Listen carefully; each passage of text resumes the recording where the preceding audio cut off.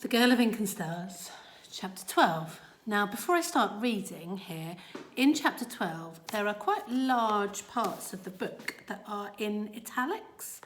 And normally when an author does this, it's to show that it's breaking the story. So it might be a memory, or it might be a story within a story. So I'm going to try and pause or change my voice or tone slightly so that you can tell the difference. And you need to listen out for when you think there might be a story within a story or a memory or something. So it starts with the italics. Where would you want to go next, Dar, when the ports are open again?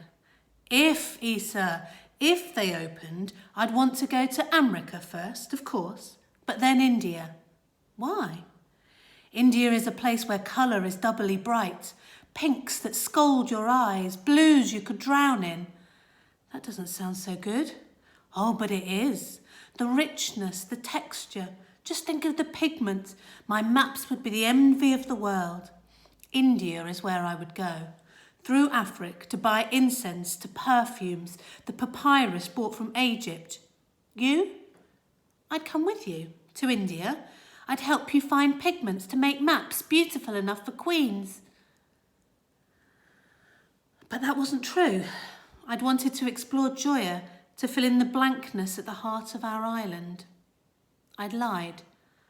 And here I was. I looked around at the blackly swaying trees and broad sweep of beach at this place I'd imagined so often, a place that used to feel as distant and magical as India did to Dar. But now my body was aching and Lupe's bracelet was broken in my pocket. At least Dar wasn't here. With his bad leg, he would never have been able to cope with the constant riding or fight the attackers as I had. Or, said a quieter voice, perhaps he could have. Perhaps I was being unfair and too kind to myself. Perhaps it was just selfish, wanting to come on this expedition. Perhaps it was just stupid.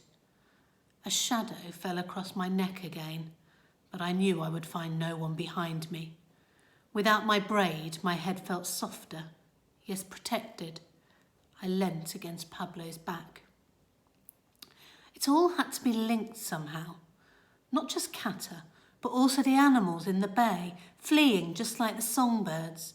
The destroyed village, the attack, the connections must be there, but they were fine as spider's silk, glinting in the corners of my mind. The landscape shifted subtly, hour by hour, deserted village by deserted village, and by midday, on the third day, the world seemed a changed place. The haze had lifted, and a fierce sun was beating on our backs. The land had risen up from the sea, so a cliff fell away to our left, and the water was throwing itself against the rocks so hard that flecks of surf hit my cheeks, driven by strong gusts that sacrificed Marcus's hat to the waves.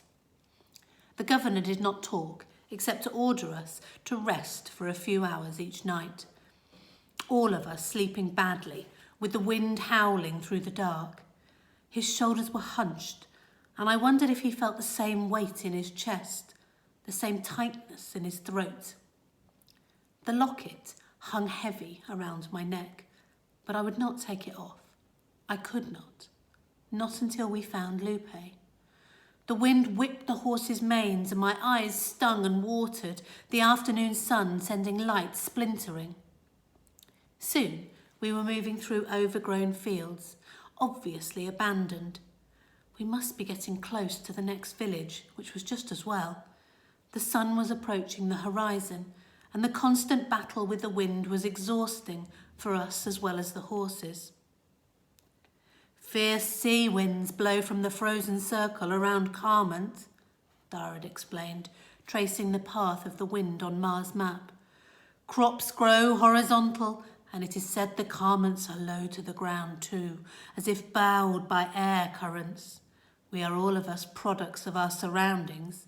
Each of us carries the map of our lives on our skin, in the way we walk, even in the way we grow. Finally, the shapes at the top of the slope resolved themselves into buildings. not the stooped irregularity of ruins, but standing buildings. Sir, I said hesitantly, the tracks loop around. He's right, said Marquez. The tracks skirted the outer boundary of the abandoned Carmont village, then turned and in an almost straight line backtracked to the far-off forest, further down the slope. I surveyed the smudge of the tree line. Icy fear tricked down my spine. What if we were being watched right now?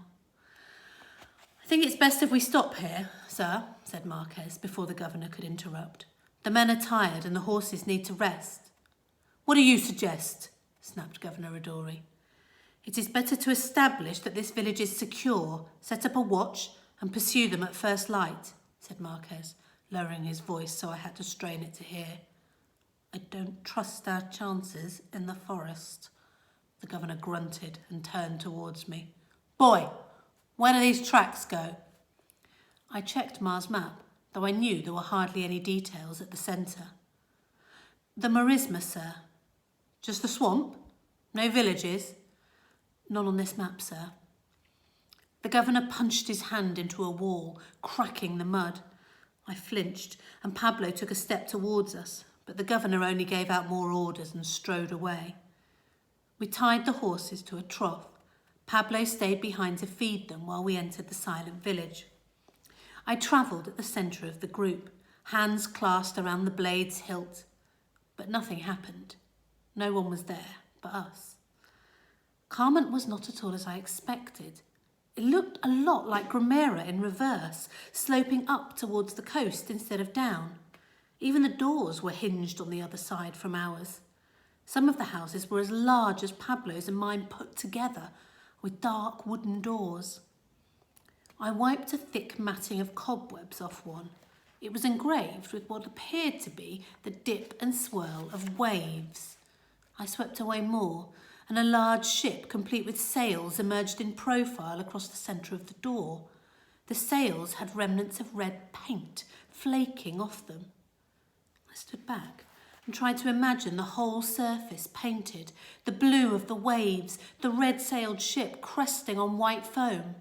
It was beautiful. My insides ached for home, with its peeling green door and map-covered walls, and Dar. I turned away and wiped my eyes quickly as Marquez prowled past.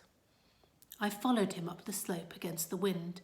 We passed more carved doors, more houses with walls flaking colours, until we reached a large blank space, like a market square, except it was curved. The houses set along its edge like an audience. Beyond was the cliff edge. The sea wind here was colder than anything I'd ever felt before, and I pulled Gabo's jacket tightly around me. Far below, the sea whirled and smashed the rocks, rolling unbroken as far as I could see. Dar said that somewhere far that way was the frozen circle, where the bears were white and the breath fell in icicles from your nose. Directly beneath me was the harbour, protected by a stone wall. Any boats it had once held were gone. A thin line of stone steps was carved into the cliff leading down to the bay, and without thinking, I began to descend, clenching the carved handholds until my knuckles paled. The wind died down as I passed into the shelter of the rock wall, and I jumped the last 3 steps, landing on fine-grained sand. This sand was as white as Grimera's was black, shining strangely. I pulled off Gabo's boots and rolled up the bottom of my trousers. The soles of my feet were a mess of blisters, my heel rubbed raw. I looked up at the high, dark stretch of cliff to check I was not being watched, but I doubted anyone had even noticed I was gone. Bracing myself, I stepped forward into the shadows. The water stung like tiny insects, but soon my toes numbed. I was in the sea, with the man who banned it only a cliff face away. I closed my eyes. I wanted to swim, but even though Ma had taught me and Gabo how, in a small lake near the mines, I could not quite dare myself to. Dar said that the governor banned swimming to stop anyone trying to escape. Not that they'd get far. The current is changeable and the ocean is full of terrors. Jellyfish, sharks, sea snakes.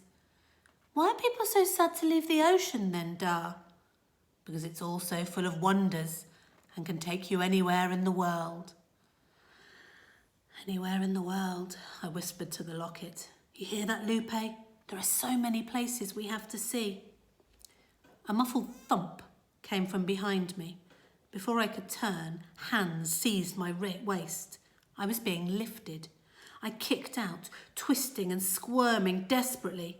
But the hands were firm and the person was running, carrying me out towards the waves. Pablo was laughing. He paused thigh high, holding me out above the water. Take a breath! And with that, he threw me into the sea. My body eased through the slight tug of the current. I'd forgotten the sensation of weightlessness, remembered Gabo laughing as he'd managed to half lift Ma in the lake. Swimming in the sea was different though. The water was black beneath me, and after a while I scared myself imagining what was below and had to get out. Rubbing my arms to get warm, I watched the shadow of Pablo, his head slick as a seal's. Just as my legs began to dry, he waded out and flopped down next to me. As if picking up a conversation that we'd just been having, he said, This is even stranger than I thought it would be. Me too, I said, and he snorted. Well, yeah, you're the strangest thing out there. You know what I meant? I felt my cheeks flushing. Don't laugh at me. I'm sorry. He sounded sincere. I used to get laughed at, you know, for playing with you and Gabo. Why? You were younger. They used to call me an idiot. Who did? The boys my age, he said, sifting sand through the fingers. An idiot. Simple. It's not very inventive. He gave a soft laugh. I suppose not. I shot him a sideways glance. Is that where you stopped, visiting us? Pablo went very still. I'm sorry for not coming when Gabo...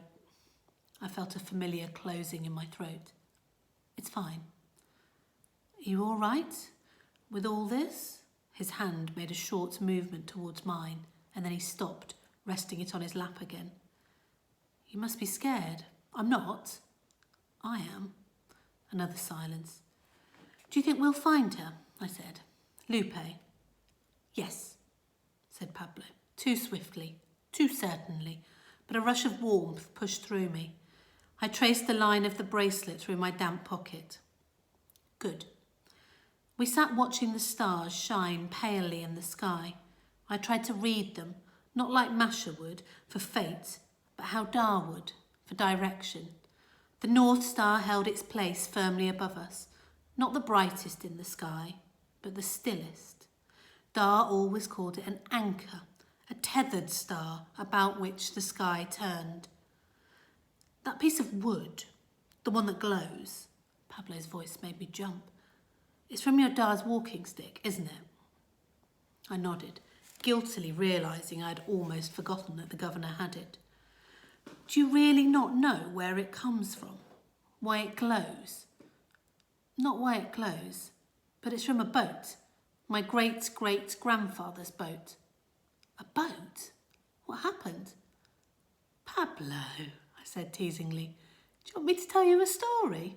No, he huffed, lying back on the stand. There was a brief silence. Maybe.